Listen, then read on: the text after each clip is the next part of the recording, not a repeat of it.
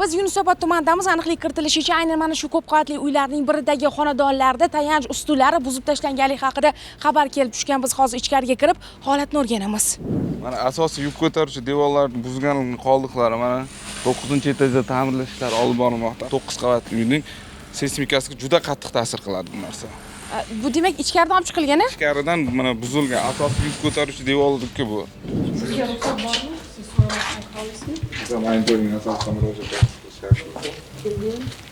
Давайте, men ishimni yoptirayman, gaplashamiz. Keyin siz qo'yib yuboraman, xo'p? 300 ko'rish chaqiring. Ko'rib turganingizdek, xonadonda ta'mirlash ishlari olib borilyapti. Holatni o'rganish maqsadida inspektorlar hamda biz kirmoqchi edik, lekin xonadon egasi bunga ruxsat bermayapti. 2 haftadan shu ahvol. Taraq oxir etdik. Bu naq uchastkami? Nechta odam turadi bu yerda?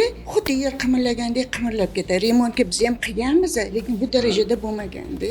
Haqiqatan yotamiz, taraqqa turuq narsalar tushadi. Men bizani o'pirilib ketmaydimi? Necha marta so'radim bulardan. Hamma ham remont qildi, lekin bu darajada bo'lmaganda. Juda qiynaldik lekin. Endi qo'shnichilik mulohaza qilamiz. Lekin bu darajada emas-da. Biz tashlashyapti-da, ertaga seysmishniy zona bizda, to'g'rimi? Lap etib anaqa hammasi buzilib naqib ketsa nima bo'ladi? 7 marta, 8 marta chiqdik. Bunaqa qilmanglar, ehtiyotkorlik, nima qilinglar? Qarasam, hamma yo'li olingan. Ertaga yer qimirlab qolsa nima bo'ladi?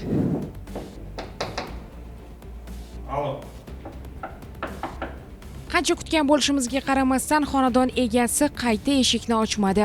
Yunusobod tumani 8-mavze 50-45 xonadon mulkdoriga Ma'muriy javobgarlik kodeksining 159-modda 3-qismi bilan bayonnoma rasmiylashtirdik. 30 kun muddat berdik. Bartaraf qilish bo'yicha bartaraf etilmasa tumanlararo fuqarolik sudiga da'vo ariza kiritishimizni ma'lum qildik. Majburiy ko'rsatma asosiy talablarini bajarmasa, Ya'ni buzgan joylarni to'g'rilab qo'yish kerak. to'g'ri joyiga bartaraf qilib qo'yish kerak.